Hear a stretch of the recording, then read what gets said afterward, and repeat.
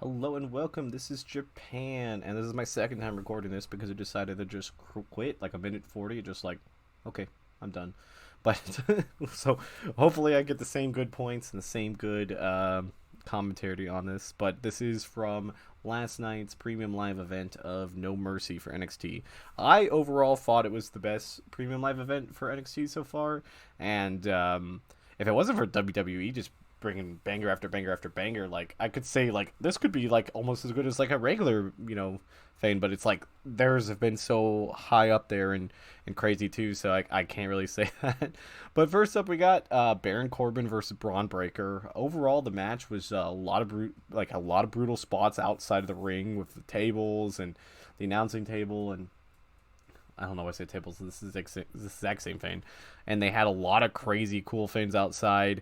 Definitely feel like the match suffered from not having like some extra rule to having the brutality. Like maybe some. I mean, like I would say steel cage, but that wouldn't even work because a lot of the great spots were outside. Um, Maybe a TLC match. I don't know. I felt like there was just something missing because every time they were in the ring, just kind of normal wrestling, it kind of like started losing its footing of being like, you know, a great match. But overall, it's still amazing, and a lot of the spots and the brutality, and the ending, ended up saving both stars from it being like nobody really lost in this match because even though Braun Breaker was the one pinned, he didn't cleanly lose, and the heel versus heel thing was just amazing between the two. So I'll definitely give it a A. I feel like Braun Breaker's on his way to the main roster anyways, so I feel like this was his stepping stone. Wouldn't be surprised if we don't see him again. On the NXT, maybe they'll bump him up. If that happens, maybe I'll make a video on like what we should do with him. I feel like SmackDown off the top of my head would be better. And I feel Baron Corbin should stay down in NXT. That was an amazing rivalry that he had, and he could go after somebody like Trick Williams. I think would be the most natural person out of everything I can think off the top of my head.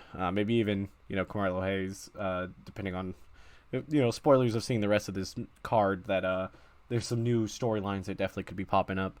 But next up is the Heritage Cup. This is definitely my least favorite type of matchup because it's like everything comes down to the last round, and that last round normally is just something crazy happens. Like they really overbooked it on this one. A 7 versus 1 for Butch, and just barely to lose really sucks. They didn't really need all of that extra stuff. I know they're trying to set up like maybe another rivalry. It looks like because I think the next match will be Butch and Big Strong Boy versus what is it? God, I don't. I know their names, but I can't even think of it. But yes, them two that interfered and kind of will now push Dar to go after somebody else. Overall, I'm just not a big fan of the Heritage Cut. I think the rest of the match was pretty decent, but that start and stop just doesn't work for me.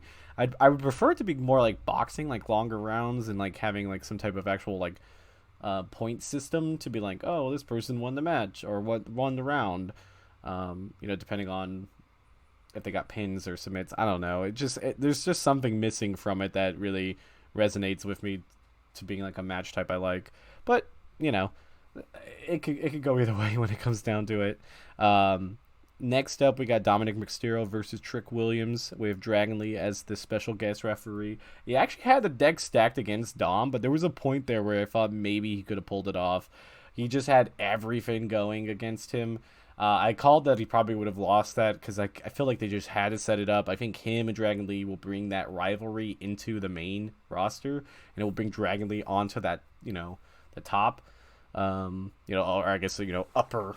I guess what do you call it? Like he'll be on Raw, so like he'll be in the major leagues, and I think that'll give him some time to. He's already a phenomenal wrestler. I think just to hone his promo skills against somebody who can barely ever talk out there because he's getting drowned out with booze. So I think that will help also him. And this will be a big push for Trick Williams. I mean, I kind of called the feeling that like Trick Williams would win and Carmelo Hayes would lose. So that kind of changes the whole dynamic up. And I think that will also just change up their friendship and everything that they'll be going. So maybe even that Melo has to take on Trick.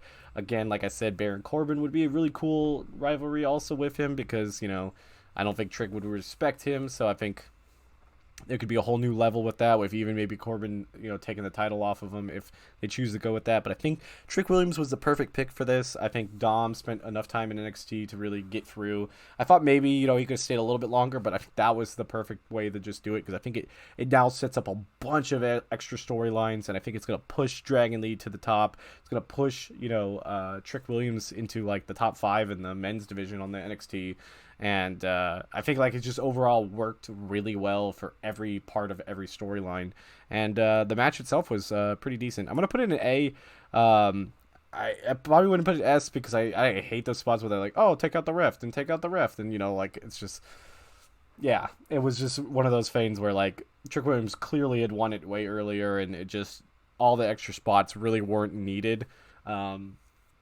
Because Dom never got the upper hand ever again after that. But I think it was pretty still solid. Next up, we got the 4-team tag team match, which I wasn't really aware of any of the teams that much. I had originally picked the Creed brothers, because that's the only one I've really heard of. It ended up turning into almost like a 4v4, because they were all working together. I didn't like the fake knee injury spot. That kind of always just leaves. They just did it with Bianca, so not even that long ago. They didn't need that for that match. That match was just a lot of people showing up what they got, and it really showed that, like, they have a solid core tag team division that they're definitely trying to bring up. I think Julius Creed was amazing. All of his spots and all of his things were stunning. The 4-way superplex was a lot of good time with that. So overall, I think it was a great match. I'm gonna put it in B because of just the fake injury thing, and I think overall, I feel like they could have really made it like a 6-man one. I think that would have been a little bit easier, and just had 3 people working at all times. There was just a lot of confusion in the middle with a lot of their fighting that you couldn't even know who the active man was, which is not anything bad. It was just not exactly what I wanted in the match. But overall, I mean, to me, if you got a B, A, or S match, it's like definitely a rewatch. It's just kind of a dealer's choice at that. I think everybody cooked in that tag match. I just think that they could have done away with getting rid of a couple of the small things to really move it up, because the fake injury, if they got rid of that, they the other thing that was really kind of annoying was a lot of the times where obviously you got to tag in other people, but they really weren't clear on, like, who was the active person half the time, and it kind of just a lot of those, it just kind of end kind of abruptly. And I think overall still a great match though. So B.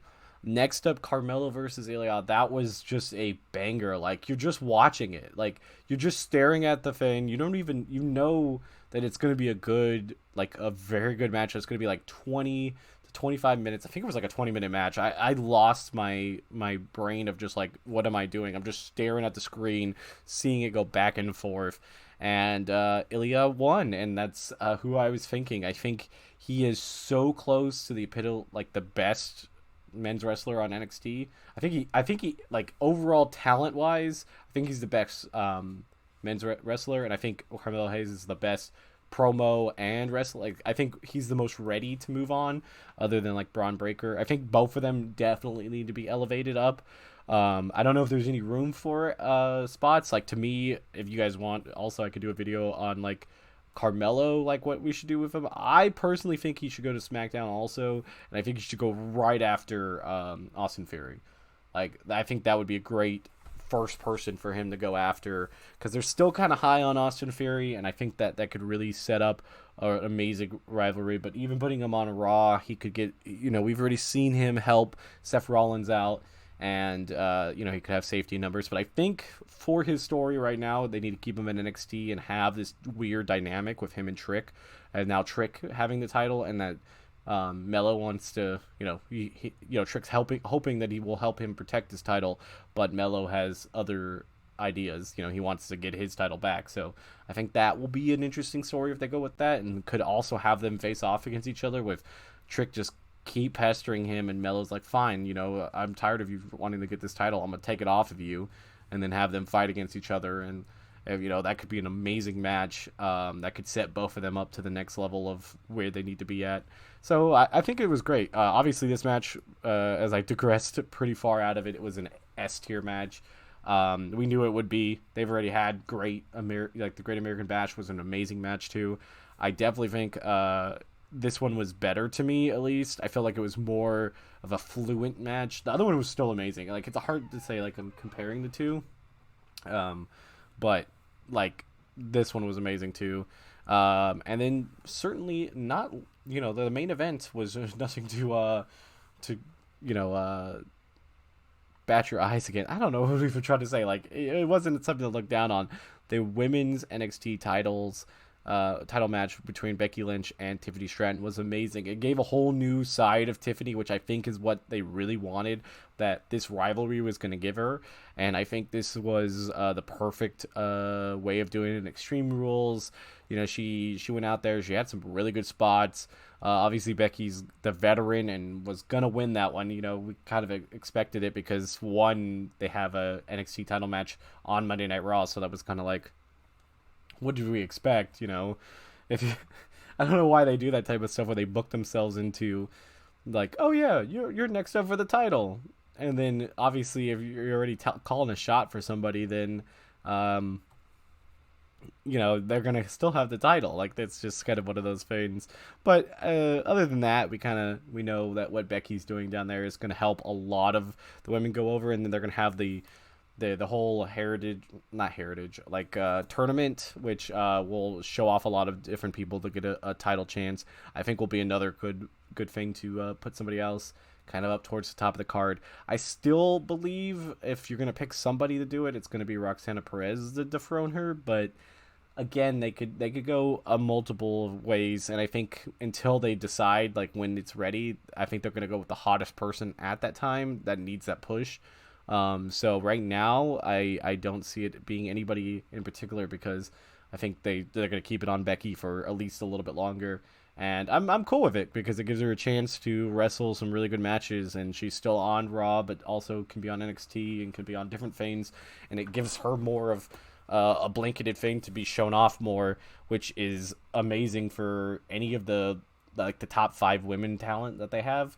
If any of those, get shown and into different spots, it's where it needs to be. Like, just you take those opportunities, and I think she will. So S tier, that match was amazing. The spots were great. A lot of the weapons were great. Overall, everything was pretty good with it. The overall pay-per-view, I'd still give like an A. It was just really good. And it felt like other than the Heritage Cup match, all of them just felt like pretty solid thing. Not too long, not too short.